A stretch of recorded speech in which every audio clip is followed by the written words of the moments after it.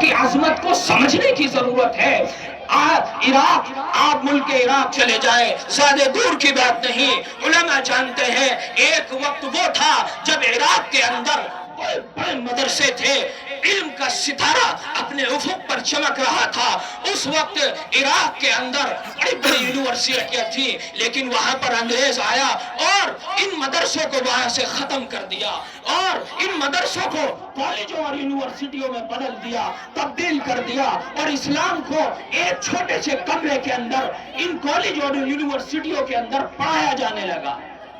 شیخ الاسلام حضرت مفتی تقی عثمانی صاحب ادام اللہ فیوضہم لکھتے ہیں کہ میرا عراق میں جانا ہوا، وہاں پر میں نے پوچھا کہ بھائی کوئی یہاں پر اسلامی مدرسہ ہے کیا، کوئی یہاں پر پرانے زمانے کا صحابہ کے انداز کا کوئی مدرسہ ہو تو مجھے بتاؤ، میں وہاں جانا چاہتا ہوں۔ بتایا گیا کہ حضرت اب یہاں اس طرح کا کوئی بھی مدرسہ موجود نہیں ہے، اب سب مدرسے کالج اور یونیورسٹیوں میں تبدیل کر دیے گئے ہیں۔ البتہ حضرت شیخ عبد القادر جیلانی رحمت اللہ علیہ کے مزار اقدس کے پاس ایک چھوٹا سا مدرسہ ہے، جہاں پر آپ کو پرانے انداز کے عالم دین مل جائیں گے، قال اللہ اور قال رسول پڑھاتے ہوئے مل جائیں گے۔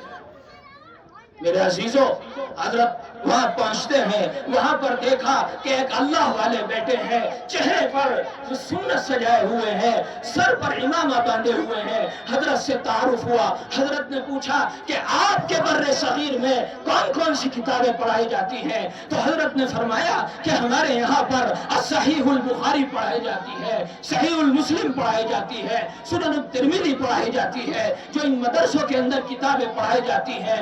تو حضرت نے ان کتابوں کا نام لیا۔ اس کے بعد کیا ہوا؟ وہ اللہ والے ان کتابوں کا نام حضرت کی زبان سے سن کر رونے لگے، ان کی آنکھوں سے آنسو جاری ہو گئے۔ حضرت نے فرمایا، ان اللہ والوں نے فرمایا کہ مفتی تقی ہر چیز برداشت کر لینا، ہر غم سہ لینا، ہر تکلیف برداشت کر لینا، لیکن خدا را ان مدرسوں کا وجود خطرے میں پڑ جائے، یہ مدرسے خطرے میں پڑ جائیں، یہ چیز برداشت نہ کرنا۔ خدا کی قسم، یہی مدرسے اللہ والے پیدا کرتے ہیں، یہی مدرسے اولیاء پیدا کرتے ہیں، ان مدرسوں سے ہی اتقیاء پیدا ہوتے ہیں، ان مدرسوں سے ہی اصفیاء پیدا ہوتے ہیں، ان مدرسوں سے وہ اللہ والے پیدا ہوتے ہیں جو ہمارا تعلق اللہ سے جوڑتے ہیں۔ میرے بزرگوں، ہمیں ان مدرسوں کی قدر کرنی چاہیے۔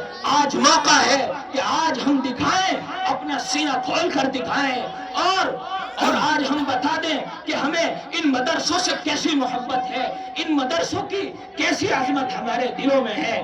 تو آج یہ آشکارا کرنے کا دن ہے۔ یہ جم غفیر جو نظر آ رہا ہے، یہ اس بات کو بتاتا ہے کہ آپ کو واقعی مدرسے سے محبت ہے۔